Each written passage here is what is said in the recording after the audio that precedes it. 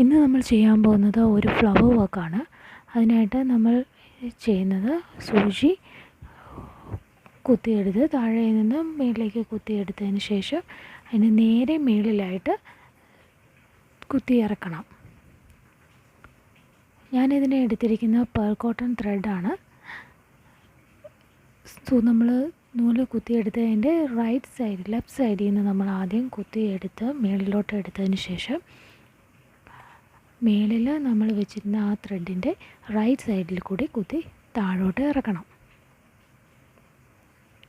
അതിനുശേഷം വീണ്ടും നമ്മൾ കുത്തിയ താഴത്തെ ആ ത്രെഡിൻ്റെ ലെഫ്റ്റ് സൈഡിൽ നിന്ന് എടുത്തതിന് ശേഷം വീണ്ടും മേളിലത്തെ ആ ത്രെഡിൻ്റെ റൈറ്റ് സൈഡിൽ കൂടി താഴോട്ടാക്കണം.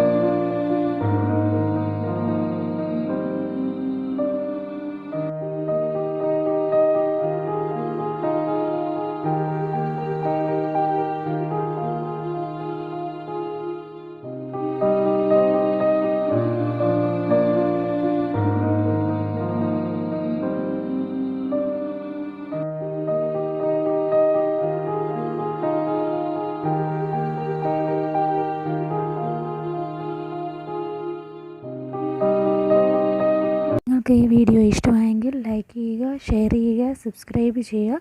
നിങ്ങളുടെ അഭിപ്രായങ്ങൾ കമൻറ്റ് ചെയ്യുക.